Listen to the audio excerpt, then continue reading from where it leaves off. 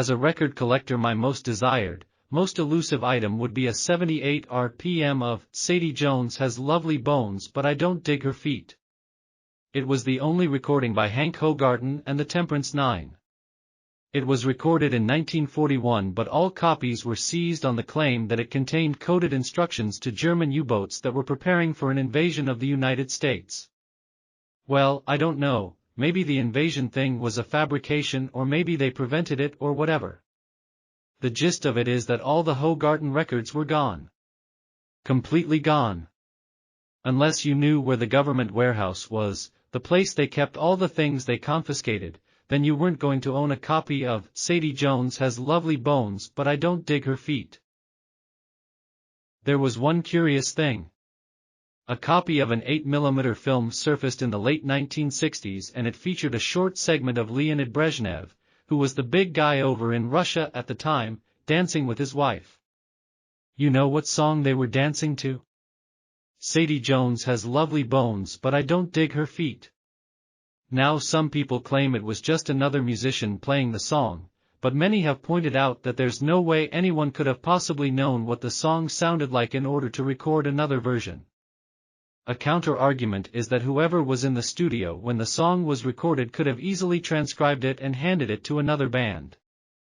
And yet there are no known copies of any other band's recording of Sadie Jones Has Lovely Bones But I Don't Dig Her Feet. The Hoegarten version is the only one known to have ever existed. So the real question is how a copy of a record confiscated by the US government ended up in the Soviet Union for some Soviet leader and his wife to get all happy toes to.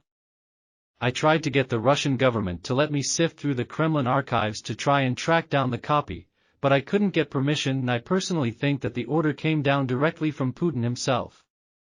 Yes, indeed, Putin himself. What's that all about? And the Freedom of Information Act isn't much help to me here. The United States government claims they have no information about any such incident involving any such record. Now there's your conspiracy. Is it any coincidence that Hank Hoegarten and the Temperance Nine disappeared immediately after they made that recording? Thin air. Complete thin air. And yet I've seen photos of some key events in recent American history. The Reagan shooting. The Twin Towers. That thing where the guy slapped the other guy on the Oscars. Imaging software has revealed someone who appears to be Hank Hoegarten lurking in the background in each of these incidents. And he seems to be wearing a Russian military uniform. What's going on here? I mean, who's hiding what? Anyhow, you asked about which record is my holy grail, and that's the one. Now you know. If I die mysteriously before I make it home tonight, make sure they sweep the immediate area for Hank Hoegarten. It's just a hunch I have.